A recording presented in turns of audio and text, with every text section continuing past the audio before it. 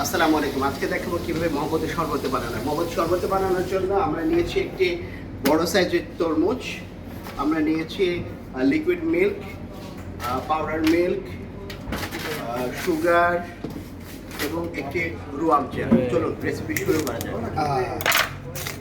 এই যে দেখুন, টকটকে লাল, এই সিজনের প্রথম তরমুজ। এটাকে আরও ফালি করে নিব।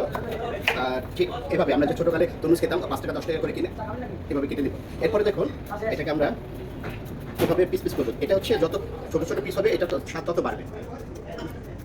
এই যে এবার আমরা এই পাশ থেকে ছোটো ছোটো পিস যে আমরা তরমুজে কেটে এনেছি, এবার লিকুইড দুধ,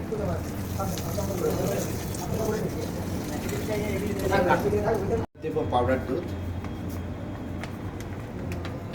সুগার। সুগারটা অবশ্য পরিমাণ মতো, যে যেরকম মিষ্টি খায় সেভাবে দিতে হবে। আসল জিনিস রুয়াবজা, এটার উপরে টেস্টটা অনেক ডিপেন্ড করবে। আপনারা যথেষ্ট পরিমাণ রুয়াবজাটা দিবেন।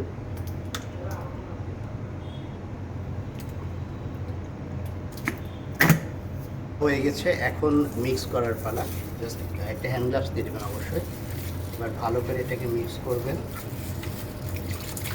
অলরেডি রেডি হয়ে গেছে। এটা যখন আপনারা তৈরি করবেন মিনিমাম 2 ঘন্টা ডিপ ফ্রিজে রেখে দেবেন, তাহলে এটা টেস্ট আরও বাড়বে। এটা যত ঠান্ডা তত টেস্ট বাড়বে। এখন পরিবেশন করার পালা। ফ্রিজে রাখবেন। এই যে দেখুন রেডি মহব্বতের শরবত। জাস্ট লুকিংটা দেখুন। এর উপর আপনি যদি চান তাহলে ডেকোরেশনের জন্য একটু রুয়াবজাটাও দিতে পারেন। এই যে দেখুন, শুভ হোক আপনার দিনগুলো। আল্লাহ আপনাদের ভালো রাখুন।